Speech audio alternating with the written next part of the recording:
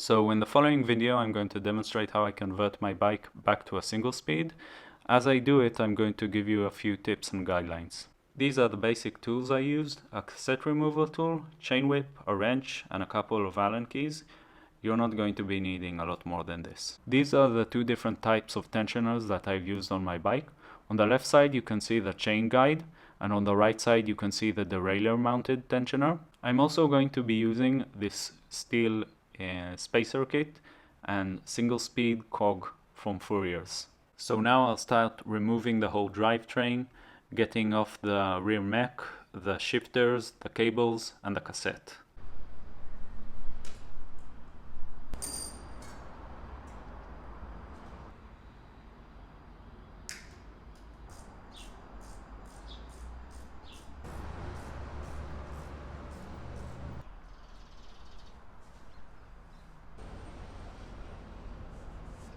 So I have the drivetrain completely removed now, and we're ready to continue with converting it to single speed, starting with putting on the rear cog.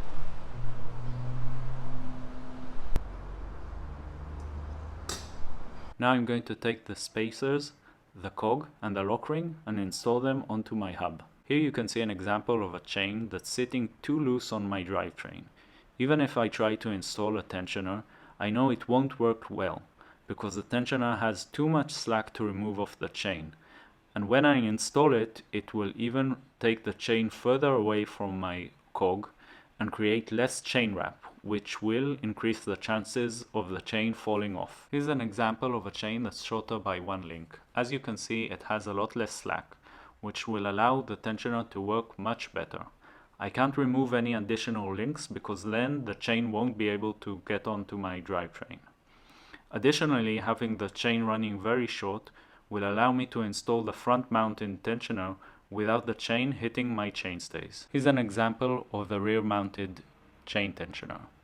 In terms of pros, it's very easy to install, but something that I don't like about it is it's a lot more vulnerable to rock strikes. And if you get your bike hit by a rock, or even if you accidentally drop it and bend your derailleur hanger, you're screwed. Now I'm going to flip over my bike in order to remove the crankset and install the chain guide.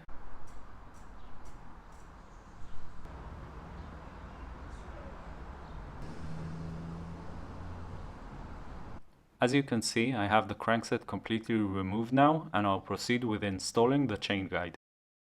Here's my bottom bracket, and these are the ISCG mounts. The chain device is going to be mounted here, and I'm also going to be using two washers in order to get the correct chain line. So I have my chain guide frame initially mounted to the ISCG mounts, and as you can see, I've put two washers on the left side to correct my chain line.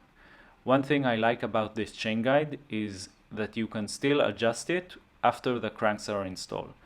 During the installation you'll have to remove the cranks, but afterwards the bolts are accessible, so you can adjust the chain tension.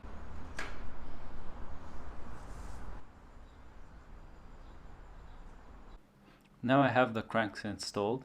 You'll see me install the drivetrain and the pulley wheel.